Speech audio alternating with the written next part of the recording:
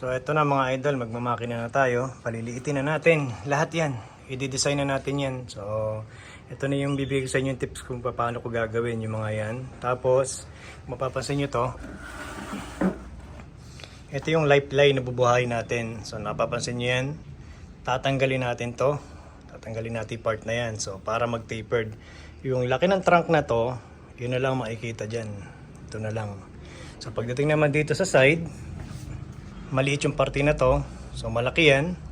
So tinanggal natin yung balat. So ito lang yung kailangan natin. Tsaka ayan. So nakita nyo, nag-tapered na siya. O, malaki.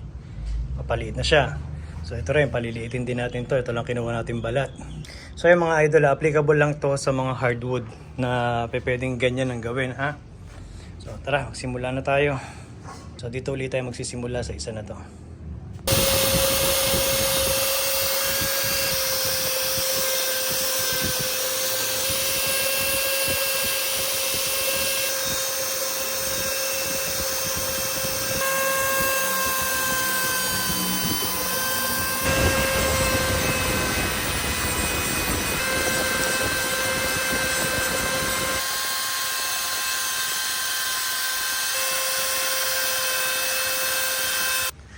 Okay, natapos na natin yung isa na to.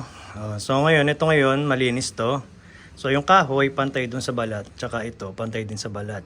So kasi yung ugaling ni Tugas, pagka pantay na ganyan, kakainin niya yan. Ito, kakainin niya yan, itong part na to. So pagka may nakalabas na kahoy dyan, matagal maghihilom yan pagka may nakalabas na kahoy pa. So dapat pantay lang sila para lumabas yung mismong hilom at kumain, papalabas dito. Tapos, ito mga idol, ito. Tsaka itong kabila nito. So yan, hindi yan pantay na ganon. So may lalim to. Itong parte yung gitna, may lalim. Para madali niyang makain. Dito naman tayo mga idol.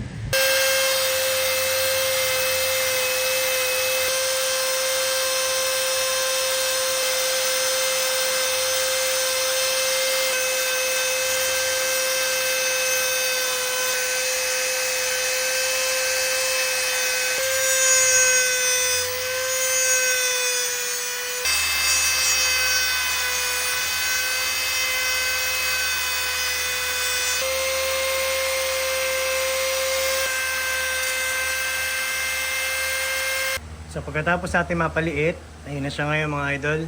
So ayan, ngayon, gagamit tayo ng Dremel. So sa Shopee din to, parang nasa 1.5 yata ang bili ko dito, isang set. Tapos, ito yung gagamitin natin ng brush, pang finish sa kanya.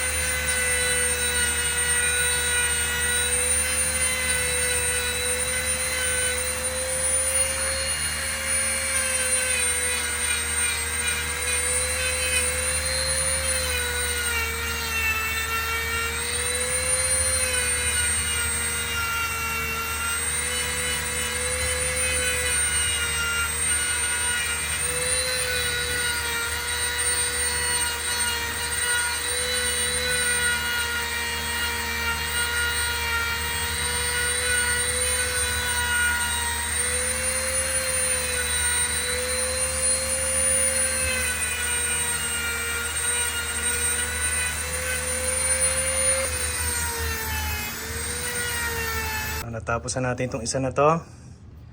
Natapos na rin natin to. Ayan siya mga idol. Ayan, nakita nyo.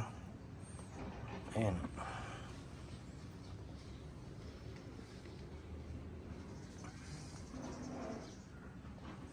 So ito naman, dito naman tayo. So ito yung sinasabi ko na nasa baba. Ito, tinanggal natin yung kahoy sa taas. Para pagka nagkaroon ng pads dito, kita pa rin yan. Dahil yung pads natin, ito lang. Ayan o.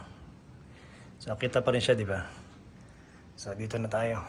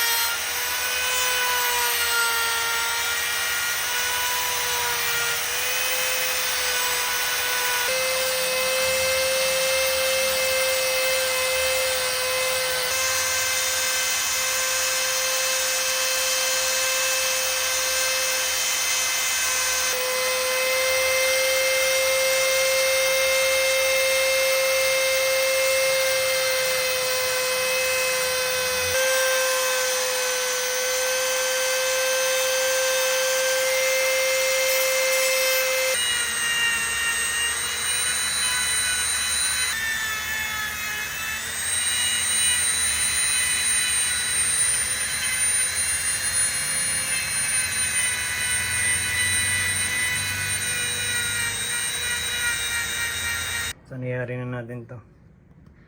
So, dito na tayo. Sa dalawa na to. So, ito, uukain natin yan. Tsaka ito.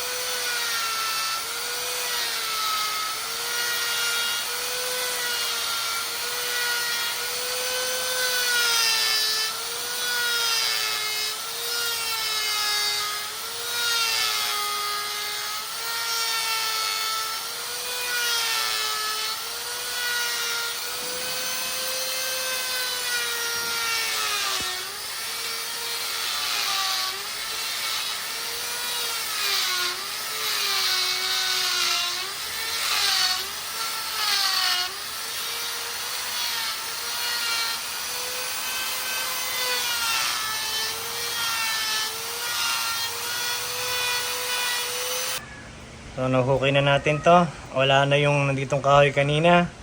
So, kung mapapansin nyo, di ba? Ito na yung tronco. Malaki, tas papaliit na siya. Ayan, oh. Ito nyo. So, dito na tayo.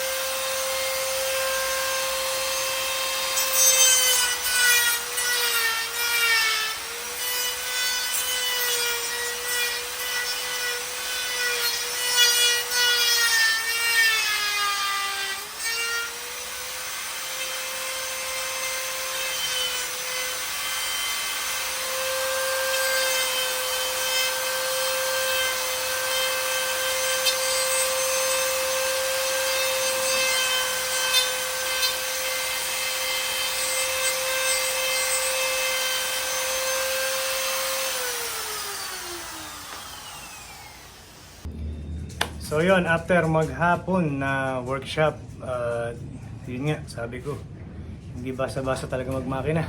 So doon nga sa sinabi ko na yung mga dulo-dulo ay i-ayos natin. So yan, naayos na natin lahat.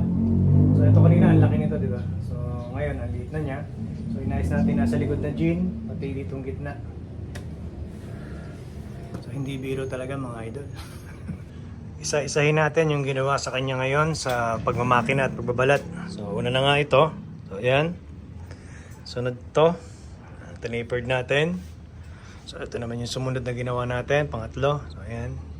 Iniwan natin yung gitna. So, ito naman yung pang-apat na ginawa natin. Ayan.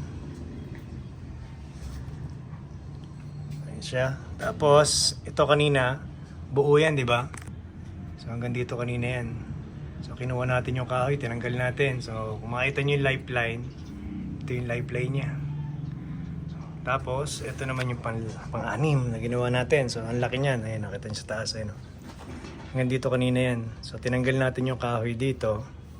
So, tinira lang natin yung part na yan. So, hindi pa siya finish talaga. Kumbaga, i-enhance pa yan. Ayan, nakita nyo. Magaspang pa. So, sa susunod na natin gagawin yan. Masyado nang mahaba yung oras ng pag-workshop. So, pwede naman sa susunod yan. So, ito rin, ginawa natin to. Ito lang yung kinuha natin. Siya.